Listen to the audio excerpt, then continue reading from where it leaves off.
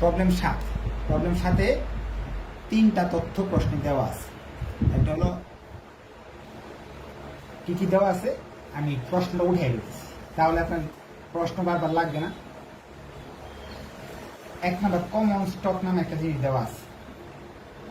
Common stock দিয়ে দিছে তারা 10 লাখ টাকা, এক একটা 10 টাকা করে।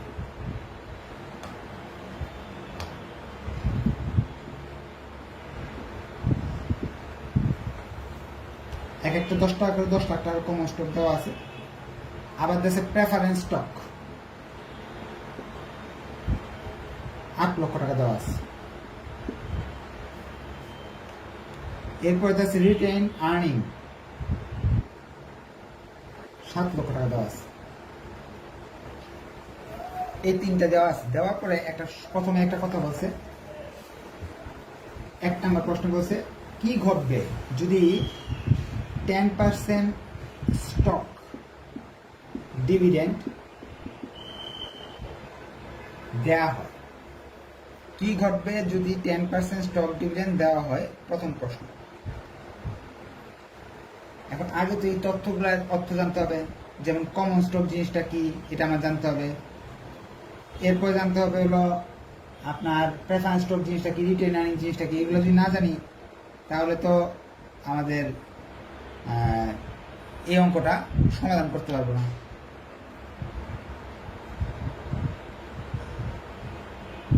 কমন স্টক হলো আপনার নিজের মূলধন। 10 টাকা করে একটা শেয়ার বিক্রি করছেন, মোটমাট আপনি 10 লাখ টাকা নিয়েছেন বিভিন্ন মানুষের কাছে 10 টাকা করে। আর প্রেফারেন্স স্টক শব্দের অর্থ হলো অগ্রাধিকার শেয়ার, অর্থাৎ 8 লাখ টাকা নিয়েছেন, 10% সুদ দিয়ে দিবেন। রিটেইন আর্নিং অর্থ হলো এই পর্যন্ত আপনি আপনি ব্যবসা করে মুনাফা করছেন 7 লাখ টাকা। এই তথ্যগুলো প্রশ্নে দেওয়া আছে। যোগ করলে কত আসে? 25 লাখ টাকা। আপনার ব্যালেন্স শিটের অবস্থা এরকম।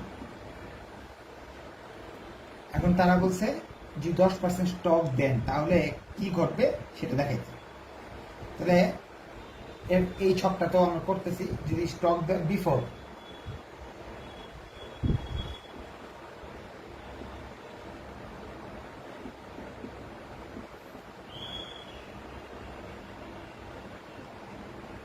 ডিভিডেন্ড দেওয়ার আগে এই অবস্থায় ছিল। এখন ডিভিডেন্ড দেওয়ার পর 10% ডিভিডেন্ড দিলে, ডিভিডেন্ড অর্থ কি? লাভ, মুনাফা। মালিকরা যে কিনছে শেয়ার তা তো অবশ্যই মুনাফার জন্য কিনছে। ডিভিডেন্ড দেওয়ার পরে কি অবস্থা হবে সেটা প্রশ্ন চাইছে। এখন আমাদের কি করতে হবে? প্রশ্ন তো আমি উঠিয়ে ফেলছি। এখন আমরা যেহেতু প্রশ্ন আমাদের আর প্রয়োজন নাই, আমরা এখন প্রশ্নটা কেটে দিলাম।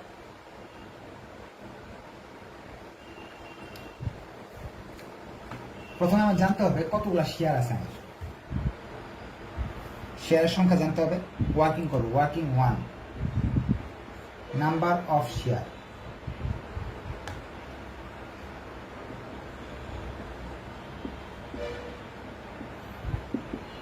এক একটা শেয়ার যদি 10 টাকা করে হয়, এখানে লেখা আছে এক একটা 10 টাকা করে।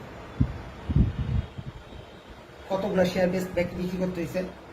10 লক্ষকে 10 দিয়ে ভাগ দেন, অর্থাৎ 1 লক্ষ শেয়ার আপনাকে বিক্রি করতে হয়েছে। 1 লাখ শেয়ার বিক্রি করলেই তো আপনি 10 লাখ টাকা পাইছেন, এক একটা 10 টাকা করে। এটা আমার ফার্স্টে জেনে নিতে হবে। 2 number working dividend, 10% stock dividend একটা কথা বলে দিছে। 10% স্টক ডিভিডেন্ড, এটার অর্থ আমার জানতে হবে। অর্থাৎ আপনি যে এই শেয়ারগুলো কিনছেন অবশ্যই মুনাফার জন্য কিনছেন। ধরেন আমার কাছ থেকে আমার একটা দোকান আছে, এরকম দোকানে আপনি 1 লাখ টাকা দিচ্ছেন আমি ব্যবসা করার জন্য। কেন দিচ্ছেন? 1 লাখ ফ্রি দিচ্ছেন? না রে ভাই, ফ্রি দেন নাই।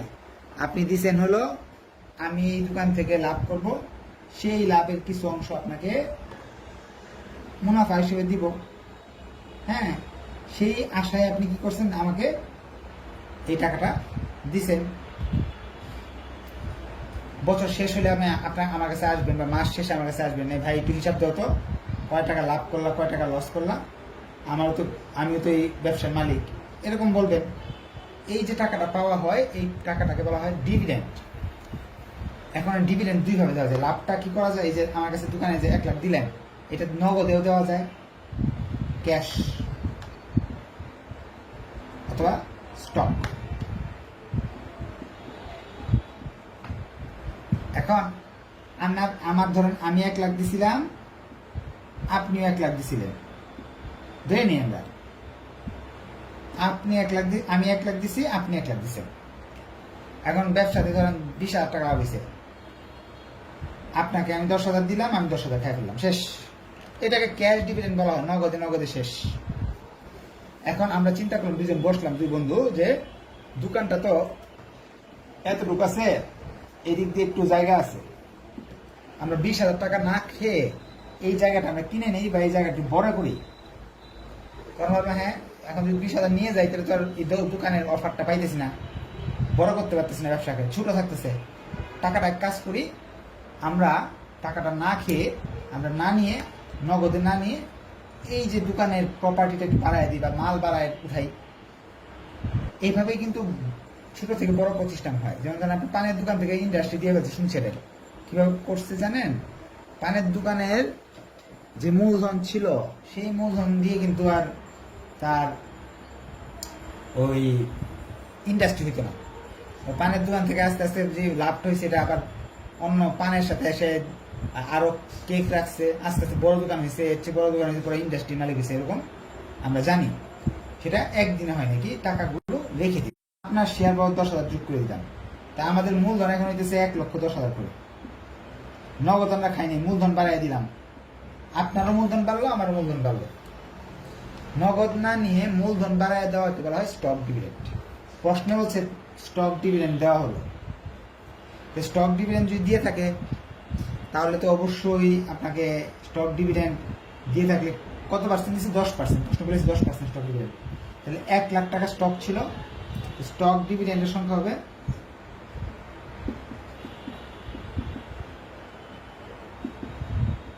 1 লাখের 10%, 10,000। টোটাল শেয়ারের দাম কত হলো?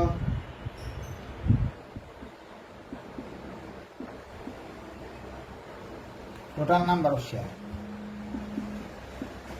Total number of share 1,10,000।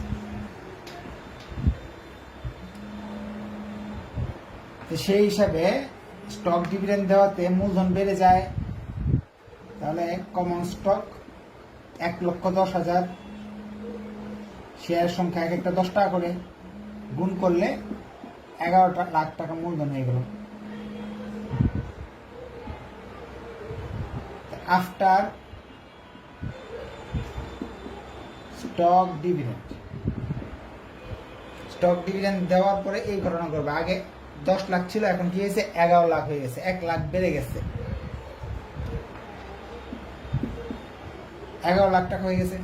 এই 1 লাখ টাকা কোথা থেকে আসছে? একটু আগে বলছি টাকাটা কি মুনাফা থেকে আসছে। মুনাফা কি কত ছিল? জমা ছিল 7,000 টাকা জমা আছে, তাহলে 1 লাখ টাকা অবশ্যই আমার কোন জায়গা থেকে আসছে? মুনাফা থেকে আসছে। তাহলে ওয়ার্কিং 3 তে আমরা বের করব প্রাইস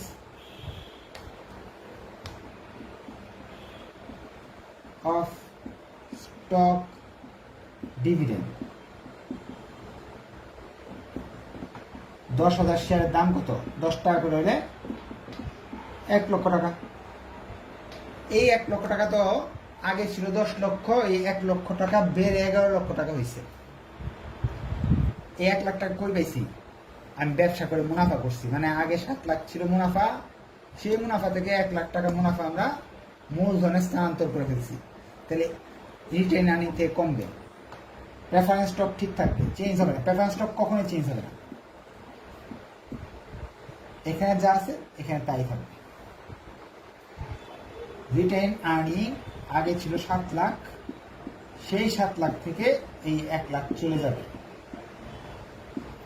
হলো 6 লাখ। যোগফল মিলে গেল 25 লাখ। এখন সংক্ষেপে আরেকবার বুঝিয়ে দিব যাতে প্রশ্ন আপনাদের না থাকে একটাও।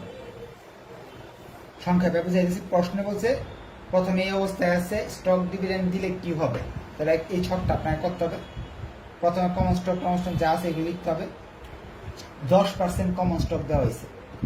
স্টক ডিভিডেন্ড দেওয়া হলে আপনার মূলধনকে বাড়াতে হবে আর মুনাফাকে কমাতে হবে, এটা আপনি মনে রাখবেন সবসময়।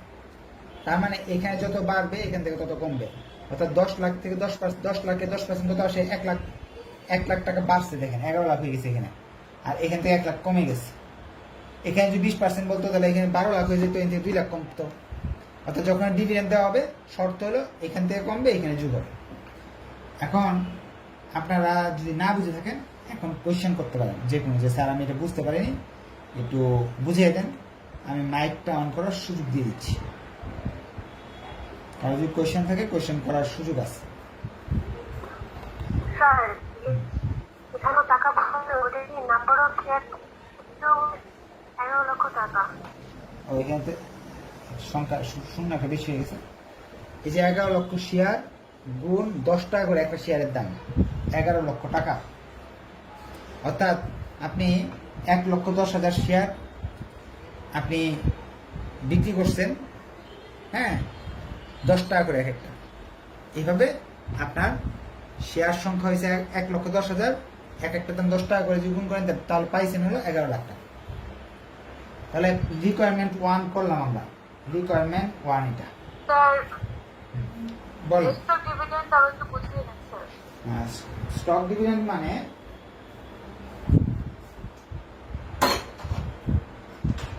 আপনি মুনাফাটা নগদে দিবেন না, মালিকদের মুনাফাটা কি মূলধন বাড়িয়ে দিবেন। নগদে যদি নিয়ে যেতেন 7 লাখ টাকা থেকে যদি 1 লাখ টাকা আপনি নিয়ে যেতেন মুনাফা, তাহলে এখান থেকে কমে যেত। তো কমানো তো কমাইতেই হবে, নগদে নিলে কমে যেত। স্টক ডিভিডেন্ড দিলে রিটেন আর্নিং থেকে কমবে না, কমবে যায় আমাদের রিটেন আর্নিং থেকে কমবে, কিন্তু নগদ টাকা কমবে না। যা এই টাকার ঢুকবে কোথায়? Common stock. স্টক ডিভিডেন্ড বললে এখান থেকে কমাবো, এখানে বাড়াই দেবো, শেষ। স্টক ডিভিডেন্ডের পরিমাণটা বের করে নিতে হবে। কীভাবে বের করবো? 10% যদি আমার 1 লাখে 10% হয়, তো 10,000, 10,000-এ 10 টাকা করে যদি একটা দাম হয় তাহলে 1 লাখ টাকা। আপনি এই ক্যালকুলেশনে যেভাবে মন সেভাবেই করেন না কেন, আপনার সুজা 10% দাম বাড়াই দিলেই হইতেছে। যেন আপনি ক্যালকুলেশনটা বুঝতেছেন না, কষ্ট হইতেছে, নো ম্যাটার। আপনি 10 লাখ টাকার শেয়ার আছে, 10% আগের চেয়ে বাড়ছে, মুনাফা কত? 10%, 1 লাখ টাকা। এই 1 লাখ টাকা এইখানে যোগ করবেন, এখানে বিয়োগ করবেন, তাহলেই তো হয়ে গেল। এখন 2 নাম্বার রিকোয়ারমেন্টে চলে যাচ্ছি। ভিডিও সেভ থাকবে, আপনার ইচ্ছা করলে যতবার ইচ্ছা ততবার দেখতে পারবেন ইনশাআল্লাহ।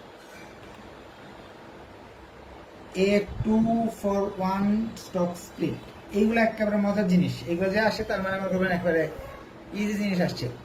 বলতেছে যাদের কাছে আপনার একটা করে শেয়ার ছিল তাদেরকে 2টা করে বানিয়ে দিলাম, শেয়ার সংখ্যা বাড়িয়ে দিলাম,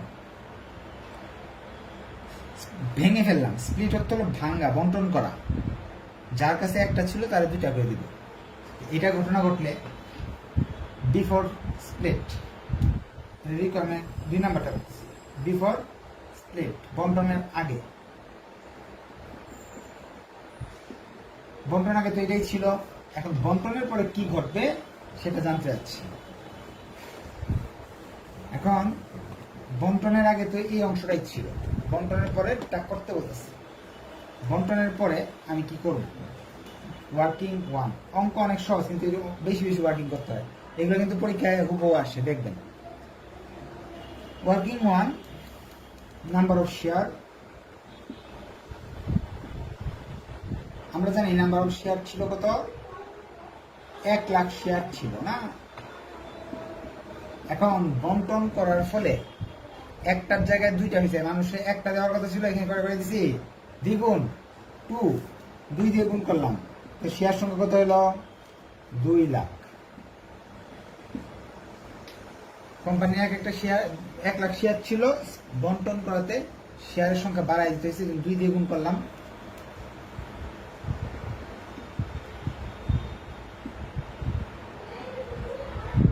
প্রাইস পার শেয়ার,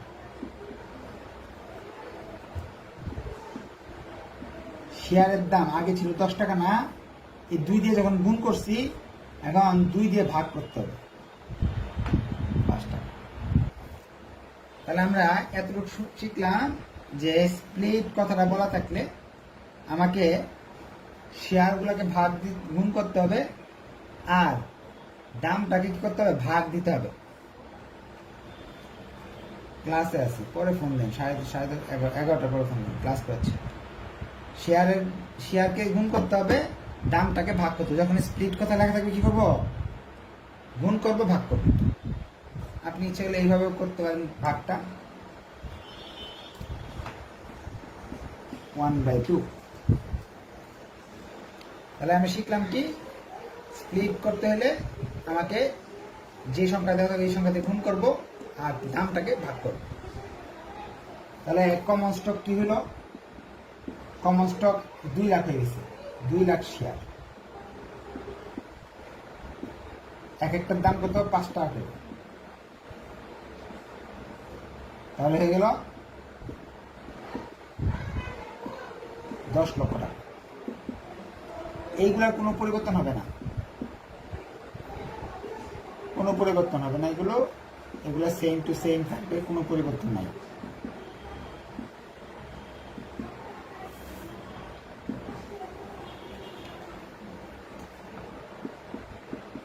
স্প্লিট করলে আমাদের একটা সুবিধা হলো কি, কোনো পরিবর্তন নাই, যা আপনার দেয়া আছে সেগুলাই হয়ে যাবে।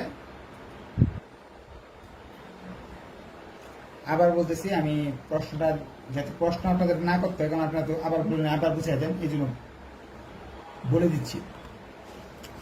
2 for 1 স্টক স্প্লিট, একটা স্টকে 2টা বানাইছি। তাহলে স্টকের সংখ্যাকে, নাম্বার অফ শেয়ারকে 2 দিয়ে গুণ করব, প্রাইসকে 2 দিয়ে ভাগ করব, শেষ।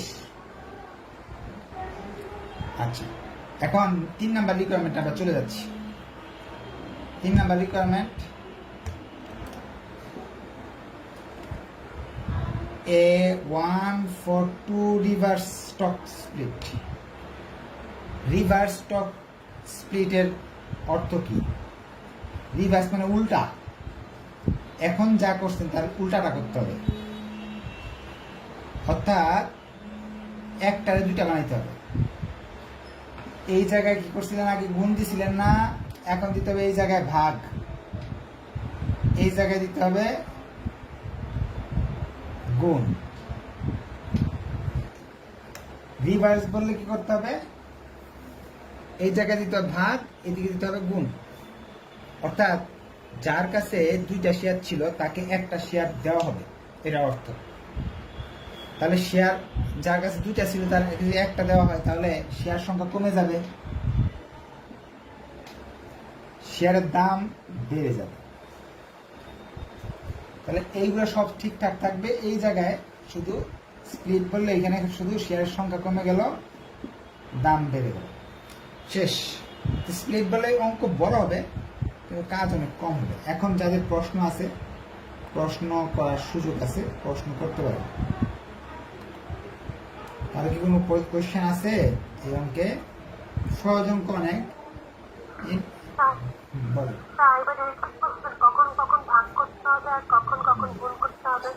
যদি সরাসরি স্প্লিটের কথা বলা হয় তাহলে আমরা এখানে গুণ করব, এখানে ভাগ করব। আর রিভার্স কথাটা যদি বলা থাকে, রিভার্স বললে উল্টা করব, এখানে ভাগ করব, এখানে গুণ করব, শেষ। যারা একটু দুর্বল স্টুডেন্ট এভাবে মনে রাখবেন। আর অঙ্ক তো এনে 50-60টা না রে ভাই, মাত্র 8টা অঙ্ক।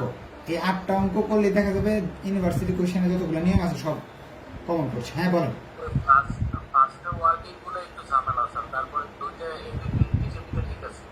হ্যাঁ, প্রথমটা একটু কঠিন, কিন্তু পরের 2টা একেবারে ইজি ছিল। কিন্তু হ্যাঁ, প্রথমে যে একবার করলে হবে না, 2-3বার করবেন ভিডিও দেখে দেখে, তাহলে এগুলো মনে থাকবে। হ্যাঁ, ভিডিও দেখার তো সুযোগ আছে। আর অঙ্ক কিন্তু এখানে 50টা না, যে বইতে যেরকম দেখবেন 40টা, 50টা, 60টা, এরকম না। অঙ্ক মাত্র 8টা।